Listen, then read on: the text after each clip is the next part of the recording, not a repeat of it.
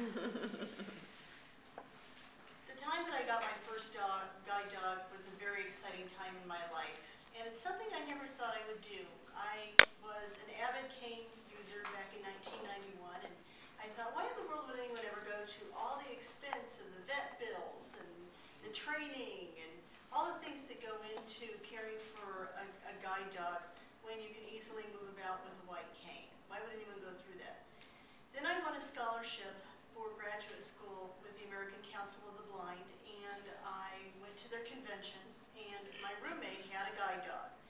And I was absolutely amazed at how gracefully she could travel, where I was feeling for every crack in the sidewalk with my cane, and with my wits about me, it was just me and my cane in the world. This dog provided her with an incredible amount of freedom. So I knew that's what I wanted. So I applied to Guiding Eyes for the Blind, which is the school she attended, Yorktown Heights, New York, and as Maureen said, I was paired with my first dog, Nadine. And the first time that Nadine and I went forward, I felt like I was flying, absolutely flying, and I was hooked. And I knew that I wanted guide dogs for the rest of my life, but life is not that simple. After 4 years of working with Nadine, she was diagnosed with terminal cancer, and I was absolutely devastated. And in the midst of all that, I learned that there is quite a lot to going in as a retrain for your second and subsequent dogs. It's never simple. There are steps involved in this process, and so yes, the title of this speech is Get Organized. Indeed, that's exactly what you have to do. The first step is that you have to make arrangements for your current guide dog.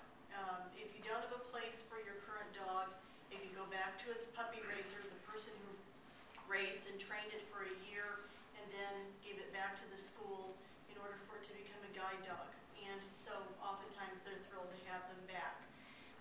The other option, of course, is placing your dog with a family member. Each one of my dogs have gone to live with my parents, and my doting grandparents absolutely love them. The second thing that you have to do is to get your paperwork together when you retrain. It's like you're starting all over again. You have to have 3 letters of reference, then you have to have a thorough physical exam by a doctor to make sure that you can endure the rigors of training because you walk several miles a day. Then the next step, once you get through all of that, is that you have the home interview. And it's very important that the school sends a representative to fly out to meet with you, because each one of these dogs costs $25,000 to raise, train, and feed. They have to make sure that you're worthy of that. And you may not be as worthy on dog number 3 as you were with dog number 1. They check your orientation and mobility skills.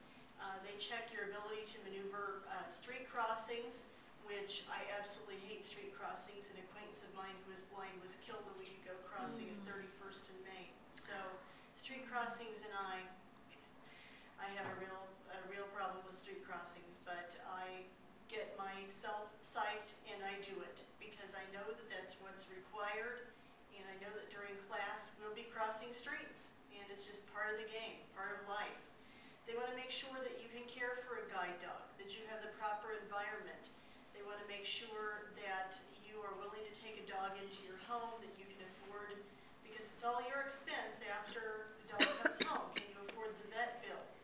Can you afford to take your dog to be groomed? Are you going to be able to care for a dog? They want to see that. Then you either pass or you have to do remedial work. If you pass, then you get on a waiting list. And as a retrain, it's still up to 6 months before you can get your dog. They always tell you, keep your cane skills up.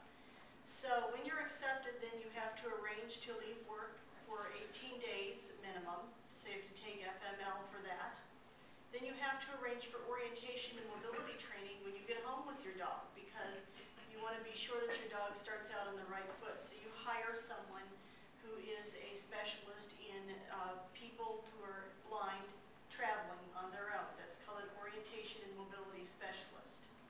So as the time comes for her to retire, she's had her 10th birthday. She'll be 11.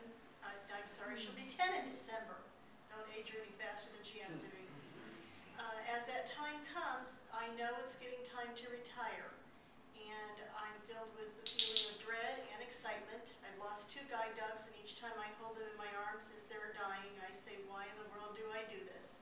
And then I realized it's because the freedom and companionship override losing my very best friend.